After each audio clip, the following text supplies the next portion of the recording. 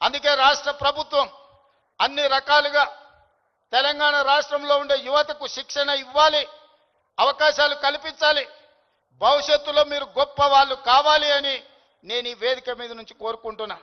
మీకందరికీ తెలియాల్సింది, చరణ్ స్కూల్కి వెళ్ళేటప్పుడు నాకు తెలుసు, ఆ రోజు నేను అనుకున్న చరణ్ రాణించాలి అని. ఈరోజు నేను గర్వంగా ఫీల్ అవుతున్నా. నా కళ్ళ ముందరనే స్కూల్ నుంచి కాలేజ్ నుంచి రియల్ లైఫ్ నుంచి రియల్ స్టార్ లాగా ఫిల్మ్ ఇండస్ట్రీలో రాణించి ఈరోజు RRR ద్వారా ఆస్కార్ అవార్డుని సాధించి దేశానికి ఒక గౌరవాన్ని తెచ్చిపెట్టింది.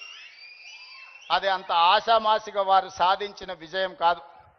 చిరంజీవి గారి పేరుంటే మనందరం మన ఇళ్లలో జరిగే ఫంక్షన్లకు ఆహ్వానిస్తాం, కానీ ఆస్కార్ అవార్డు మనం ఇయ్యలేం. కష్టపడ్డాడు కాబట్టి, రాణించుండు కాబట్టి ఈరోజు ప్రపంచమే ఆస్కార్ అవార్డు ఇచ్చి ఒక యువమిత్రుణ్ణి గౌరవించింది. మరి దానికి కారణం కఠోరమైన దీక్ష, పట్టుదలతో ఆ రంగంలో రాణించడం. అందుకే మీ అందరికీ ఈరోజు సినిమాలలో వాళ్ళు పోషించే పాత్రలు కాదు, రియల్ వాళ్ళ లైఫ్ని ఆదర్శంగా తీసుకోండి. వాళ్ళు ఎంత కష్టపడితే ఇక్కడికి చేరుకొని ఉండొచ్చు,